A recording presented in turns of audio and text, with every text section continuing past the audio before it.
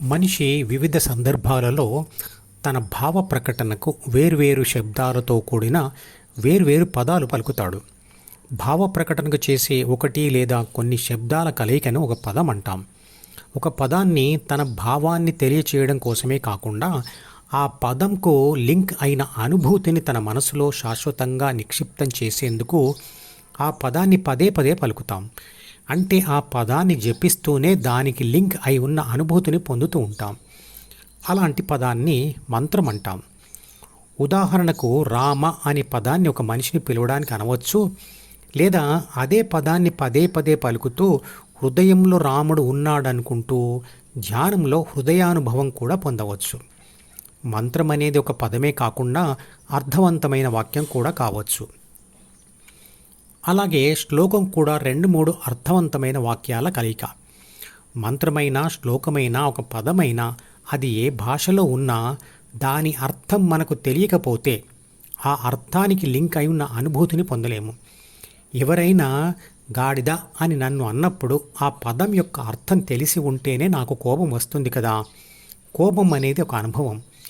ఆ పదం వింటూ నన్ను మెచ్చుకుంటున్నారు అని నేను అనుకుంటే కోపం స్థానంలో సంతోషం కలుగుతుంది.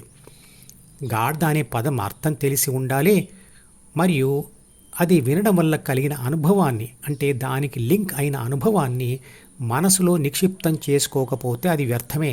అర్థం కాని మంత్రం వ్యర్థమే కదా. వినాయక చవితి నాడు చదివే శుక్లాంబరధరం విష్ణుం శశివర్ణం అనే శ్లోకంను ప్రతి పని ప్రారంభంలో విఘ్నాలు జరగకుండా ఉండడానికి జపించబడుతుంది, అంటే చదవబడుతుంది. నిజానికి దాని అర్థం ప్రసన్న రూపం కలిగిన విష్ణువును మీ హృదయంలో ధ్యానిస్తే చేస్తున్న పనులలో సమర్థత కలిగి విఘ్నాలు తొలగిపోతాయి అని. వివరణతో కూడిన ఆ శ్లోకం లింక్ను ఈ వీడియో డిస్క్రిప్షన్లో ఉంచుతున్నాను, వినండి. నామరూప ధ్యానంలో, అంటే నామజపం చేస్తూ రూపస్మరణ చేసే ధ్యానంలో రూపం కోసం ఒక ప్రసన్న వదనం కలిగిన రూపాన్ని, అది ఎవరిదైనా సరే, దానిని ఊహించుకోవడం అవసరం. ఇంతకుముందు చేసిన వీడియోలో దీని గురించి ఎక్స్ప్లెయిన్ చేశాను.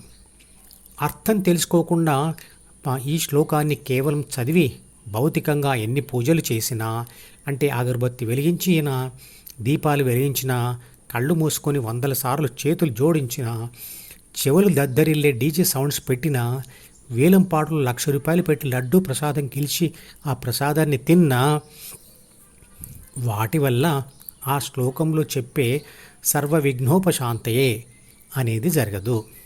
అంటే జరగబోయే పనికి ఎటువంటి అడ్డంకులు రాకుండా ఆగిపోవడం జరగదు.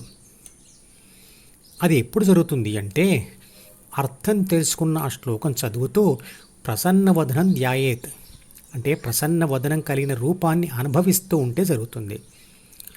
ప్రపంచం నుండి జ్ఞానేంద్రియాల ద్వారా చిత్రపటంలో చూపించిన అంటే జ్ఞాపకాల పుస్తకంలోకి వచ్చే సమాచారం మీద ప్రాపంచిక ఆత్మ ఏర్పరచుకున్న దృక్పథమే భావం. మామిడి పండు అనే సమాచారం వినగానే ఇంతకుముందు మామిడి పండు తిన్న అనుభవం గుర్తుకొచ్చి ఇప్పుడు తినాలని కోరిక కలుగుతుంది. చిన్నతనంలో అలవాటైన స్వభావం వేరు, పెద్దరికంతో వచ్చే స్వభావం వేరు. ఒకే విషయం మీద మనిషి భావం చిన్నతనంలో ఒక రకంగా, పెరిగిన తర్వాత మరొక రకంగా ఉండవచ్చు. చిన్నతనంలో భయపడిన జంతువుకు పెరిగిన తర్వాత భయపడకపోవచ్చు. అంటే ప్రపంచ అనుభవాలతో స్వభావం కొంత మారిపోతుంది.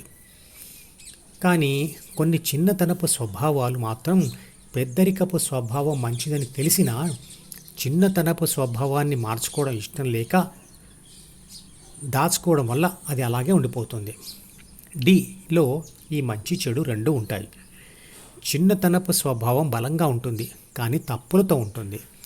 పెద్దరికపు స్వభావం బలహీనంగా ఉంటుంది కానీ సమాజం ఒప్పుకునేదిగా ఉంటుంది. అందుకే మనలో ఇది చెయ్యాలని, ఇది వద్దనే ఘర్షణాత్మక పరిస్థితి ఉంటుంది.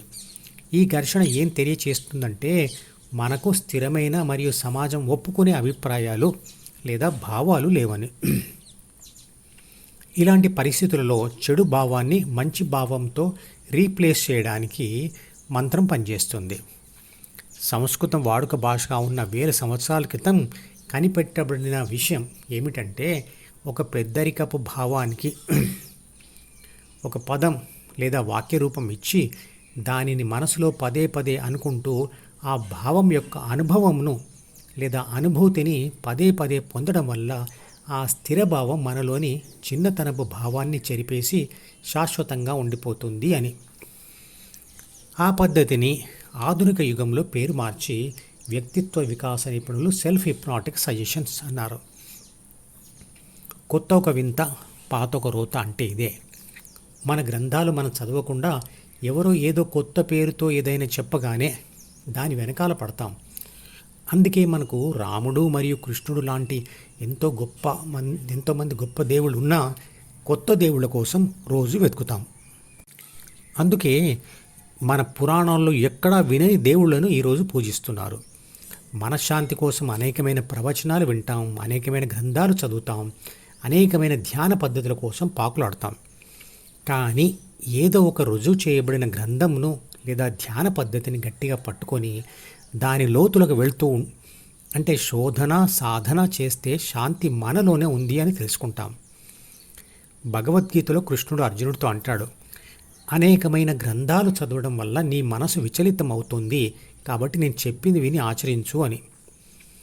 పురాతన గ్రంథాలు అన్నీ చదవకపోయినా సరే సరి అయిన వ్యాఖ్యానం ఉన్న ఒక భగవద్గీతను స్పష్టంగా చదివి అందులో వివరించిన ధ్యాన పద్ధతిని శ్రద్ధగా, తీవ్రంగా, దీర్ఘకాలం ప్రయత్నిస్తే అంటే ఆచరిస్తే తప్పనిసరిగా మిగతా గ్రంథాల నుంచి వచ్చేటువంటి జ్ఞానమంతా వచ్చేస్తుంది.